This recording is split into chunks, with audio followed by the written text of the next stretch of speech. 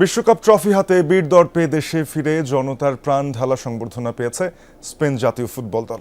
দুটি বাসে করে ট্রফি প্যারেডে অংশ নেয় দে লা ফুয়েন্তের দল। মাদ্রিদের ঐতিহ্যবাহী সিবিলিস চত্বরে নেচে গেয়ে বিজয় উদযাপন করে রদ্রিরা।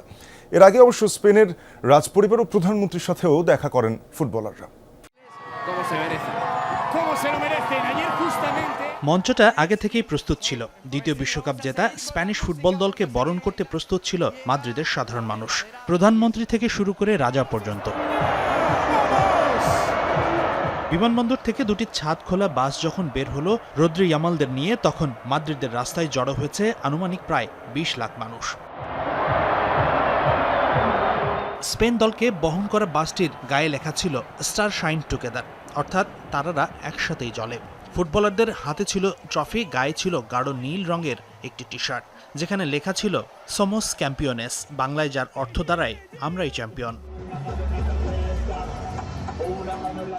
ভক্তদের মতোই নেচে গেয়ে এই প্যারেড উপভোগ করেছেন স্পেনের ফুটবলাররা।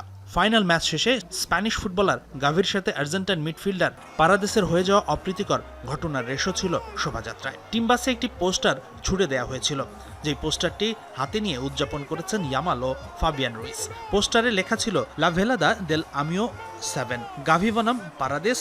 মূলত এই লেখার মাধ্যমে গাভি এবং প্যারাদেসের মধ্যে একটি বক্সিং ম্যাচ আয়োজনের কথা বলা হয়েছিল। স্পেনের দলের সেলিব্রেশনের শেষ পয়েন্ট ছিল মাদ্রিদের ঐতিহ্যবাহী সিবিলিস চত্বর, যেখানে বিশ্ব চ্যাম্পিয়নরা একে একে মঞ্চে প্রবেশ করেন। সে সময় বাজানো হয়েছে তাদের পছন্দের গান। মঞ্চে নেচে গিয়ে বিশ্বকাপ ট্রফি জয়ের আনন্দ ভাগাভাগি করে নিয়েছেন রদ্রি কুকুরেয়ারা। উদযাপন মঞ্চে মিডফিল্ডার অ্যালেক্স বাইনার 26তম জন্মদিনও পালন করেন।